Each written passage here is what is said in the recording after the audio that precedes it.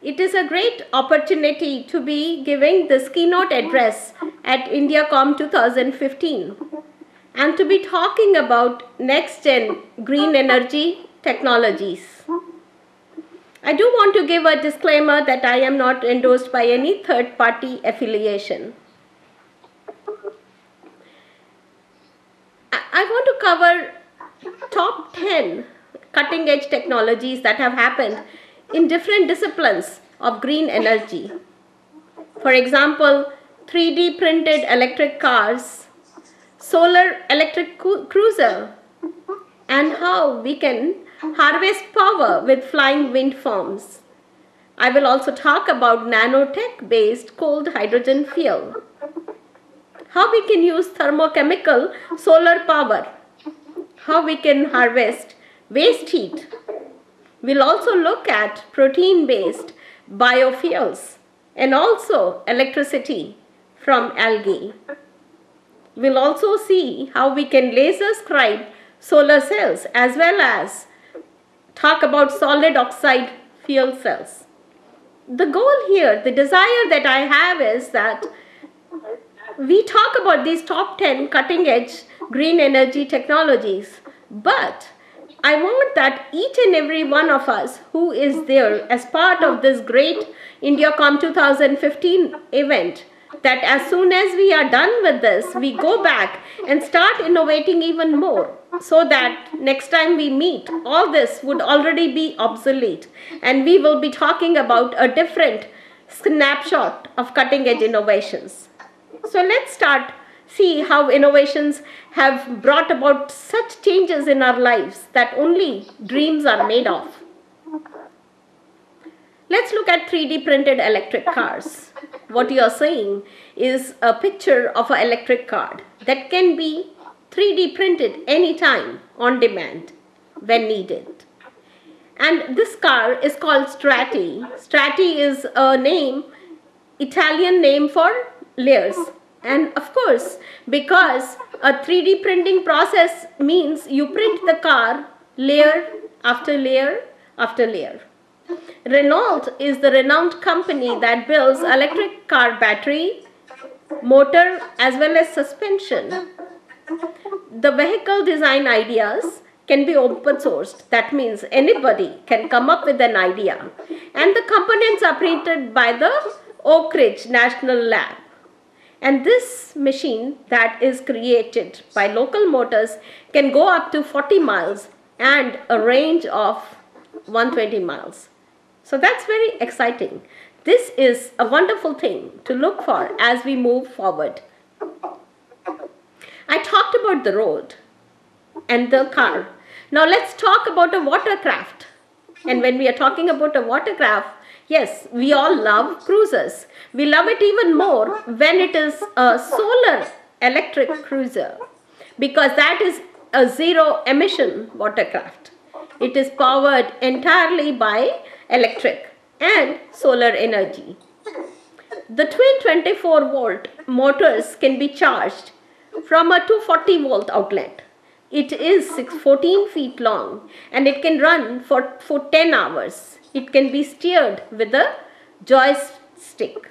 The speed that this can reach is up to 8 miles per hour. The model is called Infinite i4 and it is created by Infinite Marine. So that is a real good looking, sustainable device.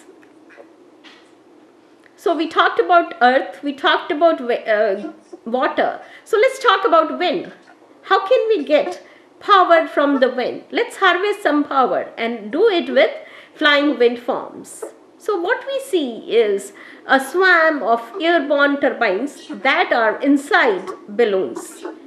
They have tethers by which we can haul in those balloons, whether it is a storm or we need it for maintenance. And these balloons have nanotube catheters by which we can harvest the power and send it down those tethers. This is spun at high altitudes, as much as 30,000 feet above ground level. Why do we do that? Because at these altitudes, wind has much more power and more velocity. And this is a product by NASA. So that is really exciting. This takes care of some needs that we have of energy in ways that is sustainable. So let's look at something else. We know about hydrogen. We know that hydrogen fuel is a good thing. But what is different about what I am showing you now is that this is a nanotech based cold hydrogen fuel. What that means is that it is a good non-carbon fuel alternative. But traditional hydrogen fuel needs extreme temperatures to reach it. But this innovation, that is a nanocomposite, it can release hydrogen at an ordinary temperature. And that is the beauty of it, that we can get hydrogen when we want. And the composite, the material that you're looking at is air-stable magnesium, and it is a nanocomposite material. So what does that mean? That the magnesium metal is in the shape of nanoparticle, and it is sprinkled, as you can see, in a matrix. And what is that matrix? It is a polymer of polymethyl methacrylate. So you can see how easily we can use hydrogen with this innovation. And this comes from Lawrence Berkeley National Lab. Let us look at solar power in a different way now, different than what is traditionally used. And we call it thermochemical solar power. And what's the beauty behind this? We know that solar cells use light energy and convert them into electricity by using photovoltaic cells. And this uses thermochemical technology to convert solar energy into electrical engineering. So how does it do that? It traps the solar energy and it stores it as heat in the molecule of chemicals. So that's where the chemical part of the innovation. So basically it takes the solar energy, it converts it into chemicals of into the molecules of the chemical, and then as you need energy, this energy can be converted and utilized. And you don't have to use it till you need it. And so it is almost like a rechargeable battery that can store and release solar heat when you need. This innovation comes to us from MIT. There's another thing, we talk about, we need energy. But at the same time, if you look around, we waste energy many places. So let's talk about how we can harvest energy from waste heat. Many devices like cars, power plants, factories, and solar panels, they waste heat that can actually be harvested. So this is a thermoelectric device that converts heat to electricity. And it is shaped like a sandwich with a rubber-like polymer between two metals. And those metals act like the electrodes of a battery. And this device can generate power that can light a 100-watt bulb. And this is from the University of Arizona. So you can see how the future can be much different if we applied this to our life. I really like this. So let's talk about biofuels. And this is a protein-based biofuel. So what's the good thing about a biofuel, and what is the good thing about having a protein-based biofuel? We know that biofuel is a green energy, and traditionally the raw material that is used for biofuel production is carbohydrate. So carbohydrate from the microbes are taken and biofuel is produced. But with this innovation that you see, the protein utilization system of the microbe is reprogrammed. It is redirected. So by taking the microbe's protein and redirecting it, we use that as a raw material to create biofuel. And what is so attractive about a protein?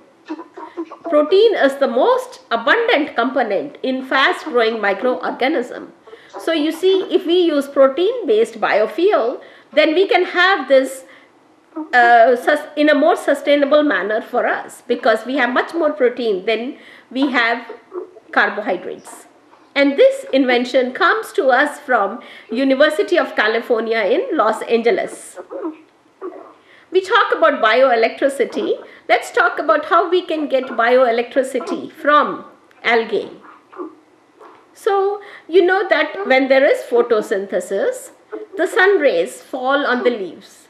The electrons get excited and attain high energy level.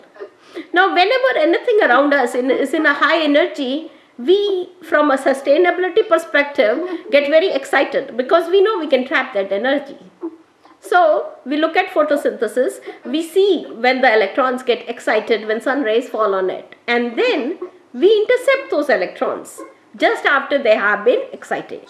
How do we do that? We take gold nano electrodes.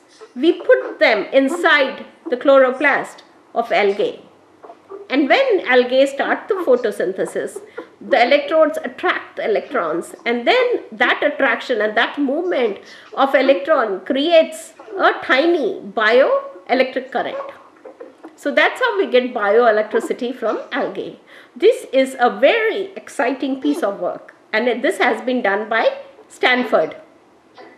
We also have solar cells that can be laser subscribed. Scribing micro channels on the solar cells gives us an area to convert solar energy to electricity. Now, we have solar cell requirement in many different kind of applications. Sometimes we need them on curved surfaces. When we need them on curved surfaces, we need them to be flexible as form of a thin film. And therefore, we want them on thin film. And we want a scribing of microchannel to be done, because it is the scribing that gives the surface area by which the solar energy is converted to electrical. So far, scribing used to be done with mechanical stylus. But this new technique that is from Purdue University, it gives a cold ablation laser beam flashes. And this laser beam flashes are controlled in picoseconds, and that gives us a more uniform, accurate and efficient energy from solar cell. So that's the beauty of this innovation. Let's look at fuel cell in a different way, as a solid oxide. This is yet another way solid oxide fuel cell can replace the fossil fuel. The fuel is oxidized so that a current of electrons can be generated back towards the cathode. So the fuel is oxidized through the oxygen ions, of course, that travel towards the anode from the cathode. And how do they travel? They go through the electrolyte. Thus, as a result, chemical energy is converted into electrical current. And this work is by the Harvard School of Engineering. So, we today had the opportunity to look at so many different kind of technologies that are being used, to bring about sustainability by using green energy. We talked about vehicles that were cars, cruises. We talked about different ways to harvest power, flying wind farms, nanotech-based cold hydrogen fuel, thermochemical power, and harvesting of waste heat.